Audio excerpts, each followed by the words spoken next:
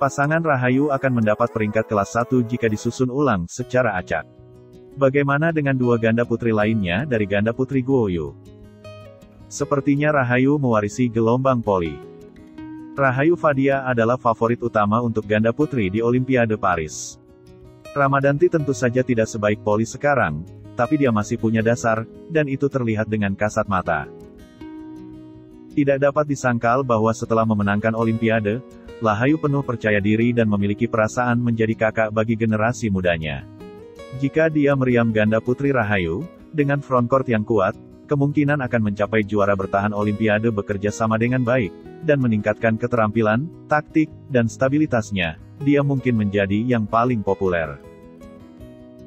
Meriam ganda putri Rahayu, dengan frontcourt yang kuat, kemungkinan akan mencapai juara bertahan Olimpiade. Pasangan ini sedang naik daun sekarang, juara Olimpiade Rahayu memimpin yang baru dengan yang lama, dan itu tidak buruk untuk latar belakang kejuaraan, memang tidak bisa diremehkan. Ganda putri Jepang akan menang. Raja Ginting semakin kurus. Di paruh kedua babak ketiga, Kaisar Naga pasti akan mempercepat. Mari kita lihat apakah dia bisa tahan. Faktanya, Ginting dalam kondisi yang baik, dan gaya permainannya tidak masalah. Untuk hari ini, ia kalah dalam kebugaran fisik. Masih tidak bisa mengalahkan Axelon, tetapi juga mendedikasikan permainan yang sangat menarik.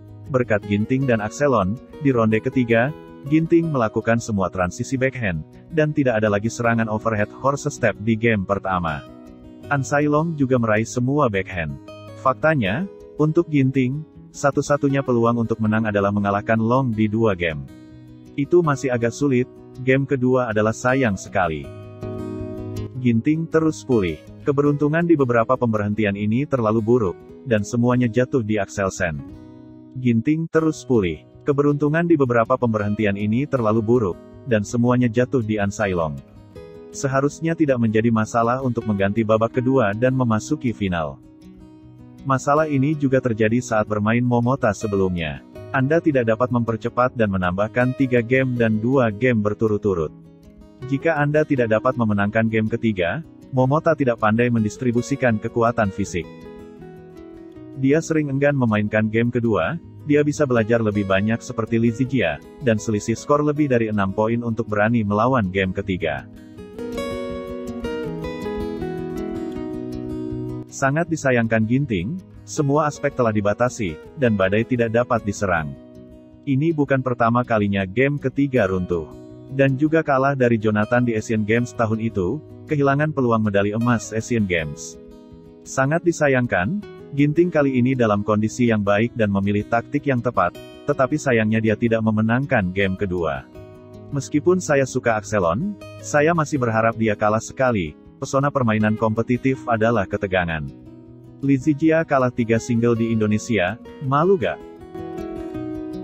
Dua lelaki tua yang hampir 40 tahun masih bertarung seperti ini.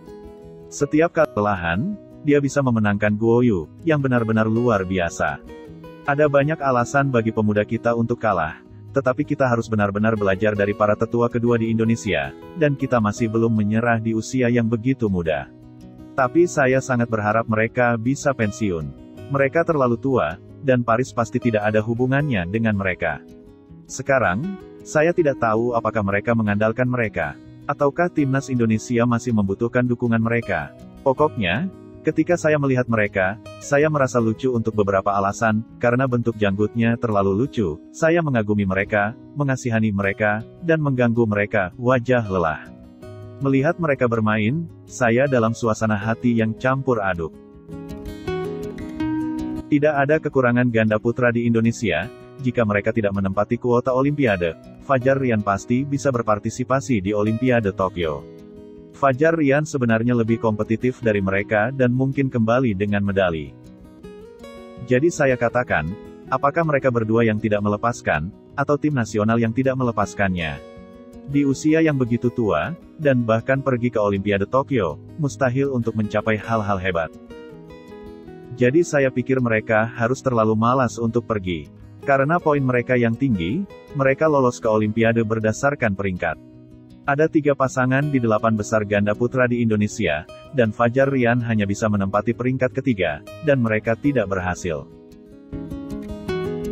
Karena dari tahun 2008 hingga sekarang, semua medali emas pada pertandingan ganda putra di Indonesia bergantung pada pasangan ini atau orang ini.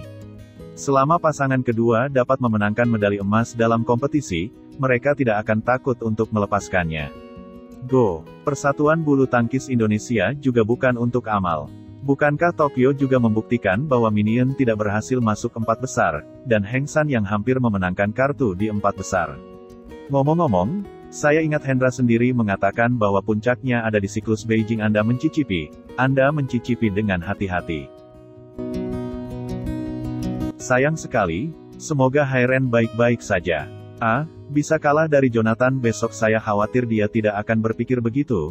Mari kita lihat apakah Jonathan bisa berakhir dalam 2 ronde. Hemat energi untuk melawan Momota di pemberhentian ini. Jika dia jatuh pada Momota pada akhirnya, diperkirakan gelombang orang akan menyemprot dia sampai mati lagi.